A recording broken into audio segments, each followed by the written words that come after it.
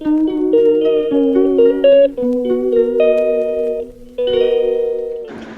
Everyone, কেমন আছো তোমরা সবাই? তো আজকে দীঘায় ছিল সেকেন্ড দিন আমাদের।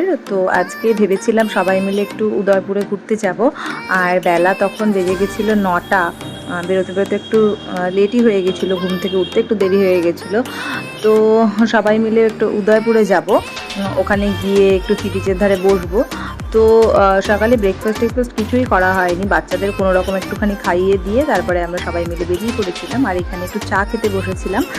তো চাটা খেয়ে তারপরে সবাই ভাবলাম যে এবার যাওয়া যাক উদয়পুরের দিকে। তো চলো যাই, দেখি ওখানে কী কী আছে।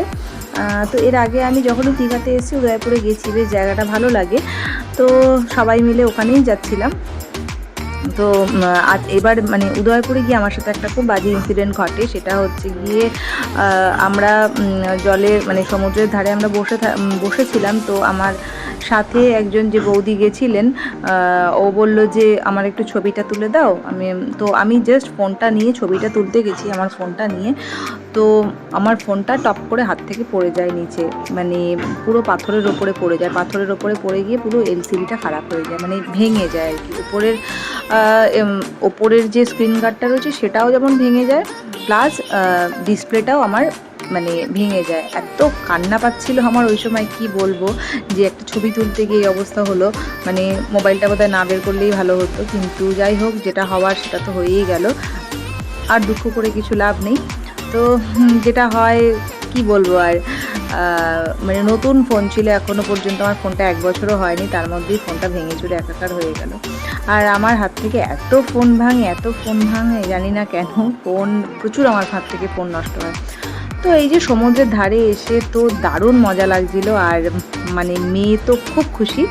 তো ওরা কতক্ষণে আর কি সমুদ্রের জলে নামবে, আর আমরা এখানে একটু বসার জায়গা মানে সেট করছিল সবাই। তো ওখানে গিয়ে আর উদয়পুরে যাব, ওখানে গিয়ে কাঁকড়া খাবো না সেটা তো হতেই পারে না। আমার খুব ভালো লাগে, যদিও বাড়িতে খাই না, মানে ওখানকার রান্না করার ব্যাপারটা যেন একটা আলাদা রকম টেস্ট লাগে। তো কাঁকড়া নেওয়া হয়েছিল, তারপরে আরও কি সমস্ত মাছ টাছ নেওয়া হয়েছিল।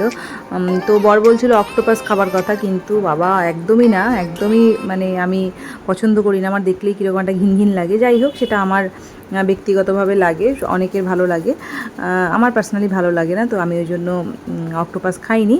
তো সবাই এখানে বসে কিছু না কিছু খাওয়া দাওয়া করছিল, আর আমরাও বসেছিলাম।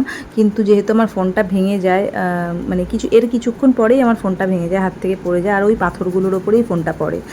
তো এর আগে এতদিন ফোনটা হাতের থেকে পড়েছে কিন্তু ভাঙেনি, আর ভাঙতে তো মানে ভাঙলো আজকেই ভাঙলো, তাও পাথরের ওপর পড়ে গিয়ে। আমি প্রথমে ভেবেছিলাম ওপরে হয়তো এলসিডিটা ভেঙে গেছে, মানে স্ক্রিন গার্ডটা ভেঙেছে, কিন্তু পরবর্তীতে দেখলাম যে না, আমার ভেতরের পুরো কাজটাই ভেঙে গেছে। একটুখানি ভাঙলেও সেটা তো রিপ্লেস করতেই হয়, না হলে ফোনটা কেমন একটা লাগে।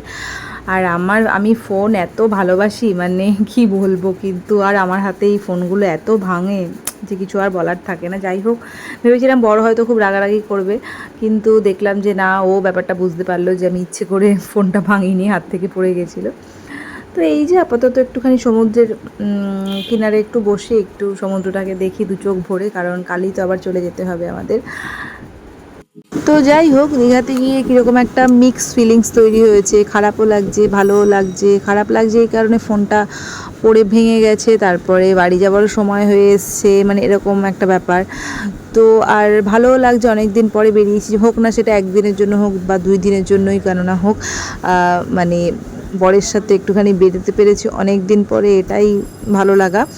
তো যাই হোক, আজ এখানেই থাকলো, মানে আরও রাতের বেলা কোথায় কোথায় গেছিলাম সেটাও তোমাদের সাথে পরের পার্টে শেয়ার করবো। ততক্ষণের জন্য সাথে থেকো, আর আমার চ্যানেলটা সাবস্ক্রাইব করে দিও। টাটা।